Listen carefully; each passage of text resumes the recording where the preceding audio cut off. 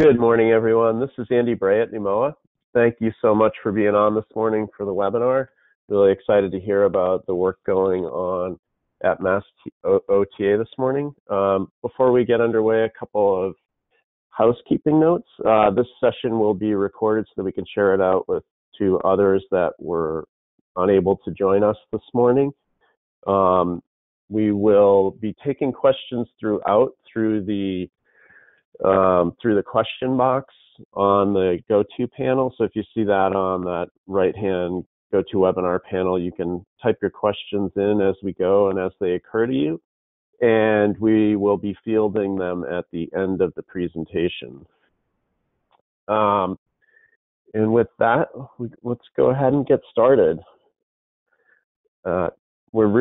It's really an honor to have Tiffany Skogstrom here with us this morning from Massachusetts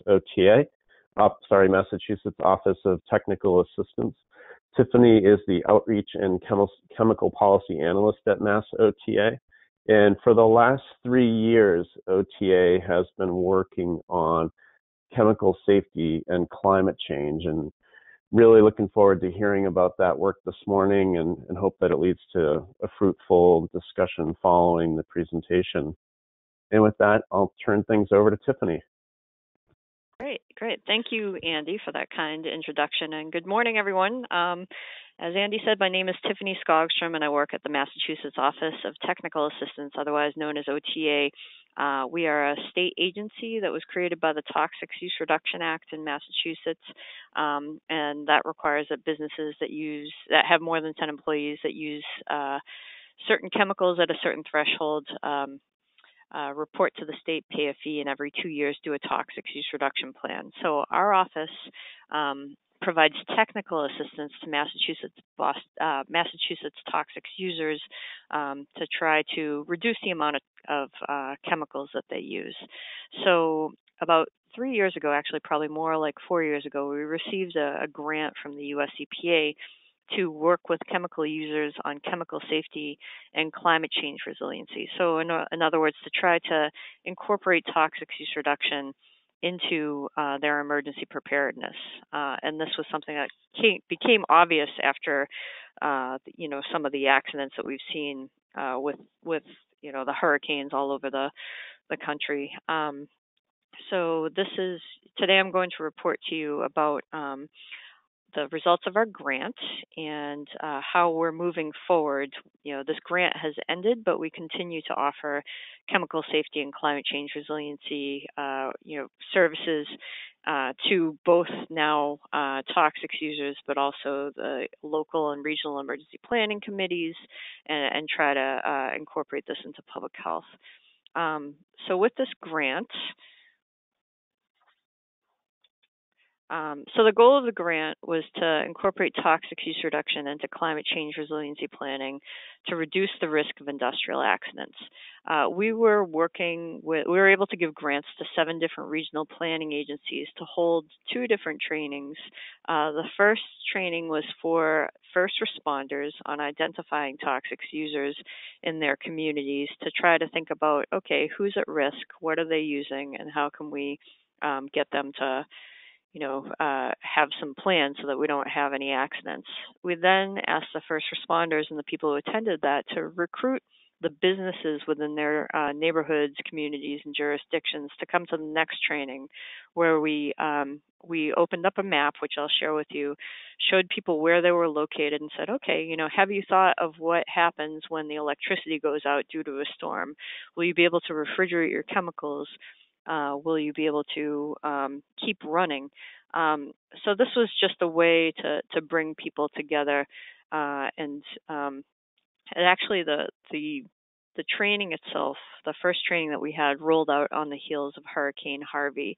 And if you remember Hurricane Harvey, there was our chemical plant explosion.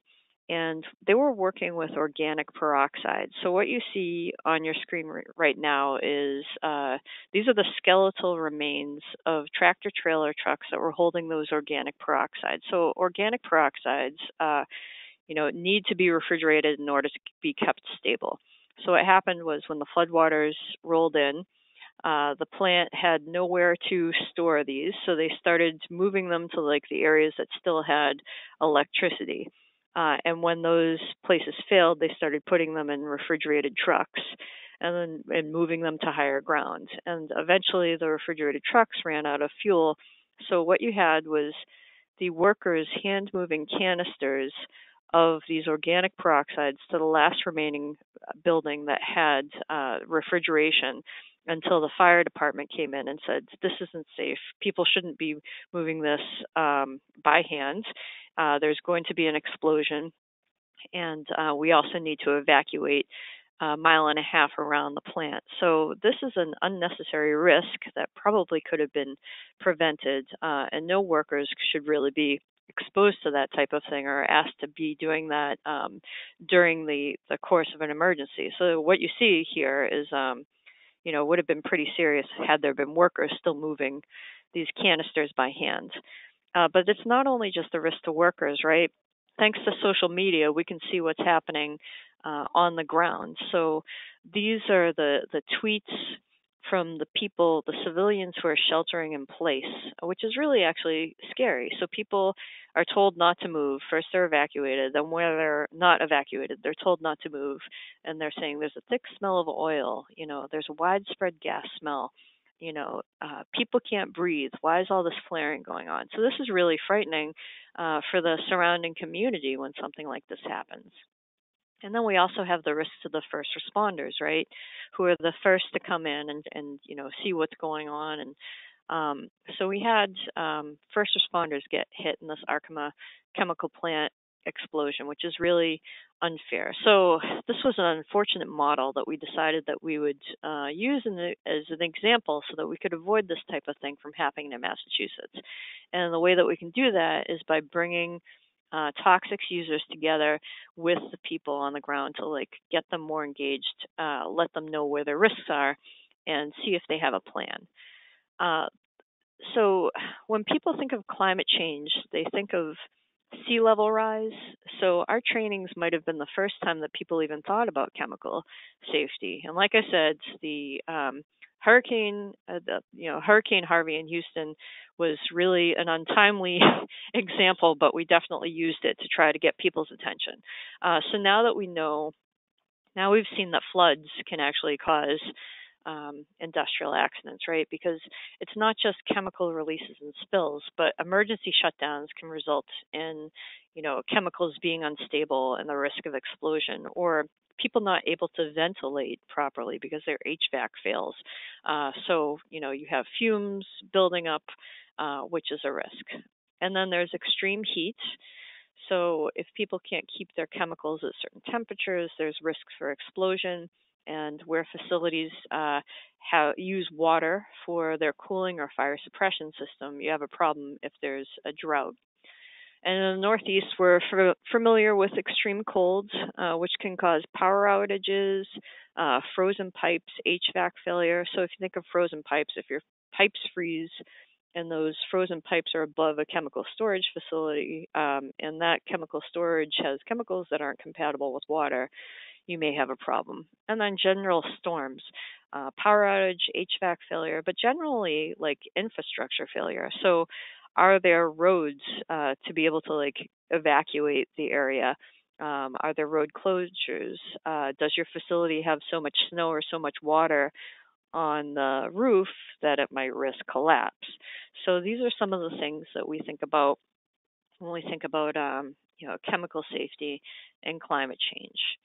And when evaluating, our office is always thinking, is this a dangerous chemical? Is there potential for human environmental contact? And is there potential for hazard? And what we're finding is with these extreme weather events, there's more and more potential for hazards. So this is something we're trying to raise awareness about and try to identify opportunities to work together. When we're evaluating risks, we're looking at chemical properties, weather risks, which has only been on our radar since we got this grant, but we're finding a lot of the facilities we're working with are in hurricane or flood zones, and now we're seeing flooding in the Seaport District and that type of thing. And then chemical storage.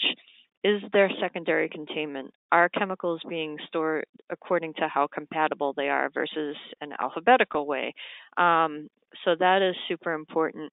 And also, we always have our eye on toxic use reduction. So, is there a way to substitute the product with something safer? Can you reduce inventory? Does the facility need to keep those chemicals at that particular point where there are risks? Are there engineering practices that can be put in place that could eliminate chemical use? So basically what we're asking facilities and first responders is, are you prepared for the worst case scenario?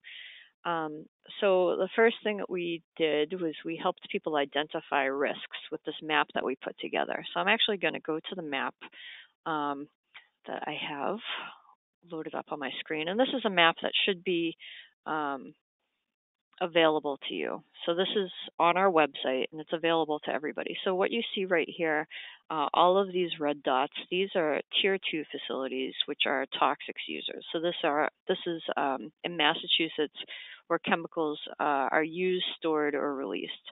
So tier 2 facilities, they're required to report under the Emergency Planning and Community Right to Know Act, which went into effect in the 1980s after there was a horrible accident in Bhopal, India, where a chemical facility had extremely bad release, and unfortunately, people weren't warned.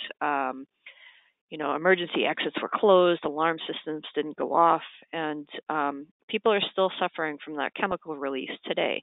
So we decided in the U.S. that we didn't want to have that type of accident. So the Emergency Planning and Community Right to Know Act, or EPCRA, went into effect, and that is supposed to have facilities let the local people know about the type of chemicals and facilitate better communication so that accidents like that don't happen here.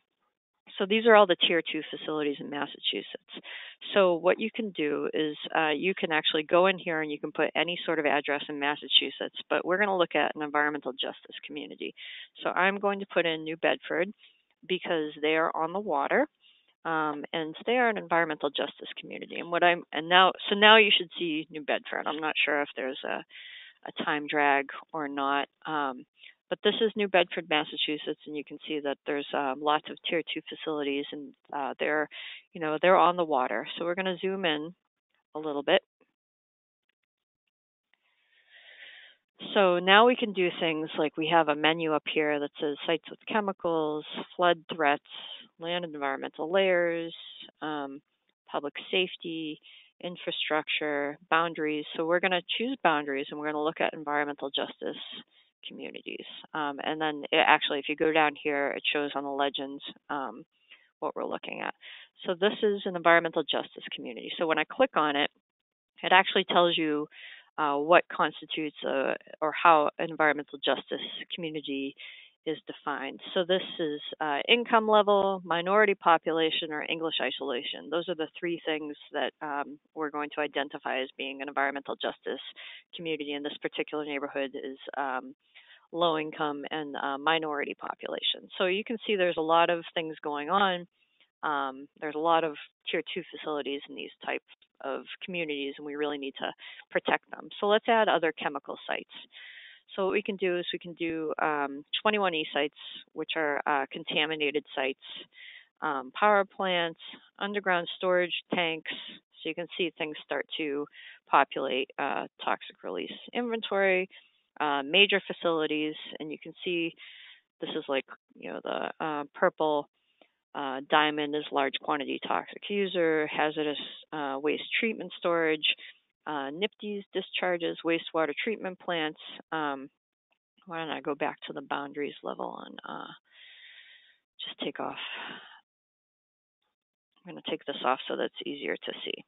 So you can see there's a lot going on. So now let's add some flood threats. So sea level rise is something that people think of. So this is, once you start to add these, you can see, there's a lot of toxic facilities in this FEMA flood hazards. So now you can see there's even more going on. Worst case hurricane zones, dams. So you can see high risk dams. So when we go on these, now you see there's a lot of color on this map. So you can click on the actual diamond or the object, and you can see what that is, what the flood zone is, and what the risks are. So when we showed this to the first responders, we said, okay, there are these facilities in your areas. Can you refer them to OTA for some technical assistance? We'd love to take referrals, but we'd also love for you to recruit them to the next round of trainings. And when we had those next round of trainings with the facilities, we said, okay, now you see the flood risks. Are you prepared? And what can we do to help you prepare? Do you need to store those toxic chemicals? Do you need help in finding an alternative? But basically, if you're in harm's way, what can you do to best prepare? So this is a map that is available to you, and we're hoping that other communities will do something similar, because this is all public information. And like I said, you can put in any address on this map. You can put in your home address. You could look at drinking water, but there's lots of different data layers on this map. So it's interesting to see where things are in relation, but we do hope that other communities will do something like this. So now let me go back to my presentation and show you how it's actually put into effect. So what you see here is this is Mark Ritchie Woodworking, and they worked on energy efficiency and toxic use reduction. So they're located in Newburyport, Massachusetts, which if you're familiar with the area, when there's a hurricane, they have had some pretty major issues with flooding and that type of thing. So this facility happens to be on the cusp of a hurricane zone, but you can see that there are other tier 2 facilities, large quantity toxic users, and that type of thing are right in the thick of things. The other thing that I can tell you is that due to storms being more frequent and more severe, that these maps are very conservative. So in other words, just because he's on the border of this hurricane zone, he's likely to unfortunately be hit. Floods that were supposed to happen every 100 years now happening a couple times a year, and happening at even worse results.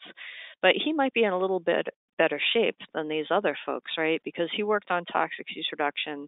So what you can see is that he reduced 120 gallons of lacquer thinner and acetone and other chemicals per year, 1,200 gallons of denatured alcohol per year, 12 tons of VOCs per year, and he saved $16,000 doing so.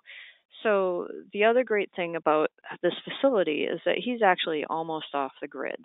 So he has solar panels, he has a wind turbine, he uses all of the wood waste in a furnace in order to provide heat and hot water.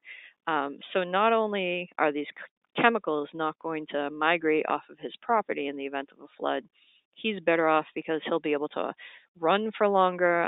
It'll result in less shutdown. So he's just really better off. So we have a couple other facilities that we like to point out that are in the flood zone that are better off because of toxic use reduction and energy conservation.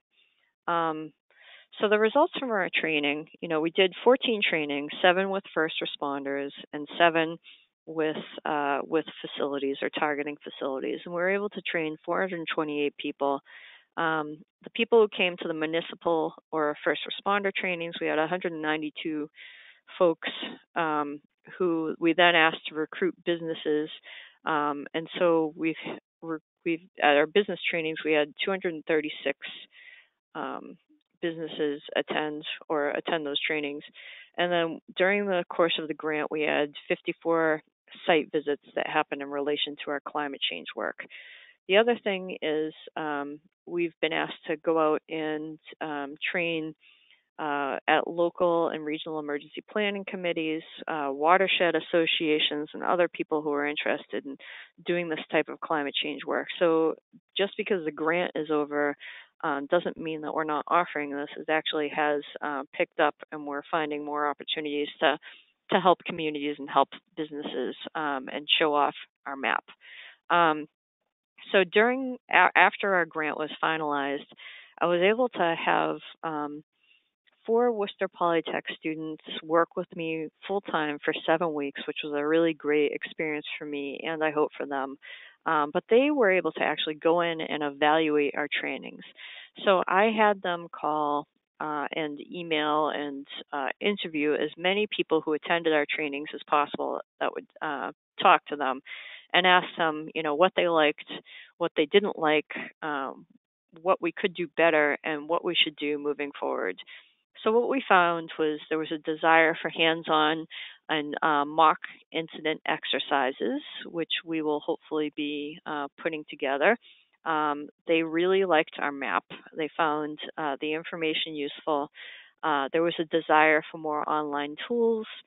And trainings were able to be used as a networking opportunity between companies and first responders. So one of our trainings in the Southeast region of Massachusetts resulted in a company working with the Taunton Emergency Management Agency to do a mock ammonia drill. So they had not spoken before, and they got together at the training and was like, wow, we should really work together on this. So I was very happy to see, they posted it on Twitter, a picture of them doing a drill together, but it was really an opportunity to build relationships that hadn't happened before. But there were also people in different parts of the state that, it was hard for them to get to these trainings. So they also asked that we do more webinars. So we're actually, OTA is going to be doing different webinars, not just on climate change, but other toxics use topics. People asked for a focus on severe regional weather, like winter weatherization, hurricanes, sea level rise, but basically like things that applied here in Massachusetts and like ways that people could be prepared. And there was a desire for more specificity in the types of training. So facilities that use a certain type of chemical, different types of facilities and that type of thing. So it was really good to actually take this time to evaluate so that we can make, what we offer better and, more relevant to our audience. And then people really liked the trainings. They said, oh, it was a no-brainer to use our services. People liked OTA as a resource. People said that they came to the trainings and they got to know people and, got more resources. And somebody was able to get connected with our state OSHA program, our Department of Labor program, and they got $8,000 to $12,000 worth of free industrial hygiene consulting from the state. The other great thing about this trainings is the Massachusetts Department of Industrial Accidents was able to team up with us. So at almost every one of our trainings, they came and talked about their safety training grants. So I think they were able to actually give about $80,000 in training funds to the people who participated in OTA's training. So it was a really nice way to say, okay, here's some ways that you can actually use, other state resources and get benefits from that and be prepared. So I just want to show another map. So Nashua, New Hampshire has been doing a really great job. They've been having, I do believe they have a EPA grant where they're working on not just chemical safety, but just climate change resiliency. So they have a Resilient Nashua initiative where you can actually go to their webpage, and they've created a map that they can ask community members to help identify hazards. So this one, has identified a hazard of a tannery property that contains hazardous materials. So if you're, a member of Nashua, you can point out different things. So I encourage you to go and look at their map because I think there are different ways of working with your community and identifying toxics or other things that might be a risk to climate change. They also have a great toolkit, which we hope to be able to use. So this has emergency planning guidance for different type of facilities, including schools, childcare, health facilities. So this is just a really great toolkit that I think OTA is going to use, and other communities should look at too. So definitely look at Nashua, New Hampshire. But our message throughout this process is, rather than scare people about climate change, let's get together and do as much as we can in order to prevent industrial accidents. So the goal is to unite chemical safety and climate, and into climate change and emergency preparedness, by using OTA site visits, maps, and resources. We also have our sister organization, that's the Toxic Use Reduction Institute, that provides grants on toxic use reduction, and the Department of Industrial Accidents grants. In Massachusetts, we have something called the Municipal Vulnerability Preparedness Program. So cities and towns that are part of that program can use OTA as a free service. So they can refer businesses to us, but we can also recruit businesses within their zip codes and jurisdictions to try to get them involved in the process and working with the community. We try to get businesses to use this as an opportunity, climate change as an opportunity to look at their toxic use reduction plans. And then lastly, engaging with their local and regional emergency planning committees. So this isn't something that can just happen at the facility level, but the facility should be talking with the folks in their community that are going to be the first responders, so that they know what they're walking into and can prepare accordingly. So that is my presentation. I have a couple more online that are recorded, but I thought that this would be, relevant to you all, and I would be interested to hear from other communities that are doing the same thing. I did find, I think it was Virginia, just put together recommendations to their state agency based on chemical facilities. So I think we can share that report with you later. I just saw it on Friday. But I think that, it would be nice to share resources and also hear more about what other people are doing. So with that, I'll thank you and, open it up for questions. Thanks so much, Tiffany. Thanks. I'm going to go ahead. We don't have an overly large crowd this morning, which is nice because I can go ahead and open up the voice line. I haven't had any questions come in ahead of time, so I will go through and just unmute folks. It takes a sec because I've got to click through everyone, but if you don't have a question, feel free to mute yourself again, just to keep background noise to a minimum. But let's give this a shot, and hopefully we don't get a lot of bounce back. But any questions for Tiffany? Hopefully folks' voice lines are open now. And again, if you don't have a question, feel free to mute yourself.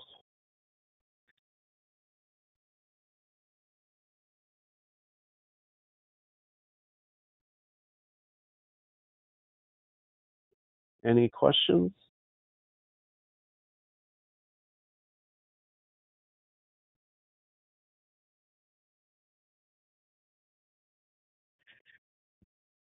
No. Not seeing any come in yet, Tiffany. Did you want to share the video with folks?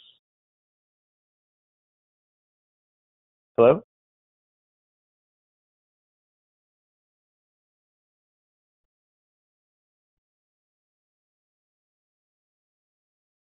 Tiffany, can you still hear me okay?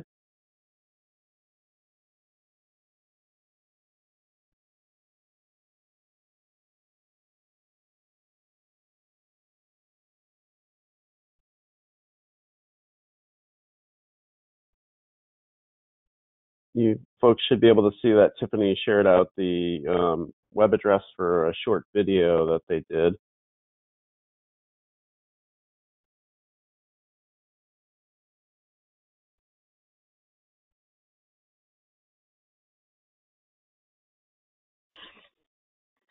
Hello? Hi, Tiffany. I can Can hear you you hear me? now. I'm not sure. All right. Yeah.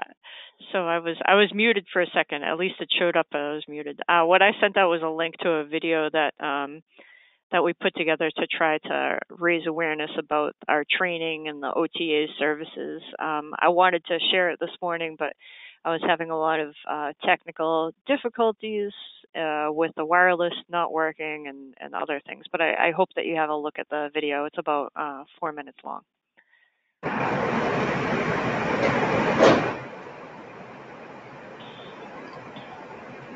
And we seem to be having a little bit of technical difficulties on our end as well. Hopefully, anyone that wants to speak is able to now. It looks like all phone lines are open. But definitely worth a few minutes to check out the video that OTA put together. It's really well produced, and I think the message is clear and succinct.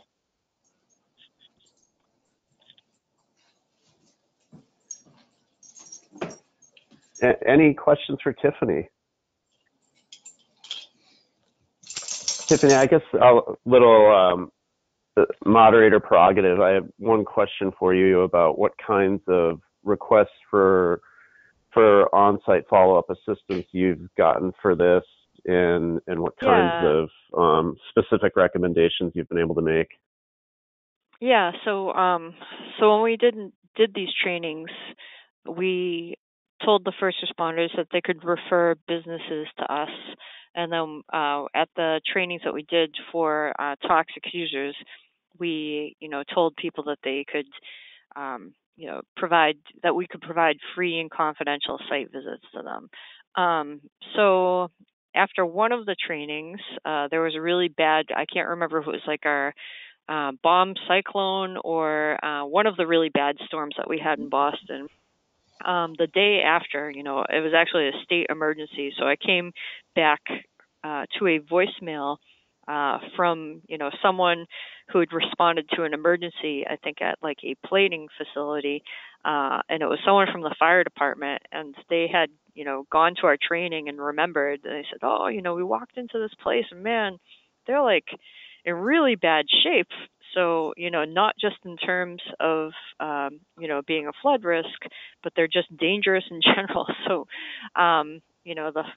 having attended that training, it raised, our awareness of us as a resource, and we were able to like go in and work with that plating facility on all types of different, environmental and health and safety issues. So not necessarily just like flood related. And so we got a couple of those. We also have at the trainings we passed around clipboards to facilities asking, if you're interested in OTA services, or a site visit, please let us know. And so we did get, requests, and we visited about 54 companies that were related to that. Not all necessarily related to climate change, but just site visits in general. But also, I had mentioned the Southeast folks. So Barnstable County has a hazardous management program, and so they wanted to bring OTA out to the Cape, Cape Cod, and so we have folks there who are basically like did their own event, that was well attended. We came out and we did a training for them, and it was just nice to have a whole community say that they wanted OTA to come out and do site visits. And so that is unrolling right now, meaning they just got a PhD student to do more. So that will probably be more flood or sea level rise, severe storms, and protecting drinking water, because that's something that is important to the Cape. Great. Thanks, Tiffany. Any other questions for Tiffany before we adjourn? No? Well, I just want to thank Uh, you, Tiffany, for taking time to do this morning. yeah, thanks. Thanks. And I would like to send out another link to that Virginia report afterwards. I'll send that to you, Andy, and if you could share it with folks, because I think that it's a report about protecting watersheds, from from facilities that have chemicals, and getting out there and trying to like make sure that we're proactive with working with them. And if people are working on their own climate change stuff, I'd love to hear from you because it's kind of lonely. We don't know many other people doing this type of thing. So if we can all share resources, we can protect public health. That's a great message to end on. I do think that the mapping alone, there will be knock-on effects to come from the exercise you've gone through to do the mapping, and people, I'm sure it will really spark a lot of interest and hopefully folks that will follow your lead in doing a similar thing in other jurisdictions. I know there's some efforts underway, certainly in Rhode Island and in other states to do just that. But I think that it's such a powerful tool for folks at the community level to be able to access as they're working through and thinking about resiliency at the local level. So kudos to you, and thanks again for being on. Yeah, thank you. Have a great day, everyone. Bye-bye. Bye-bye.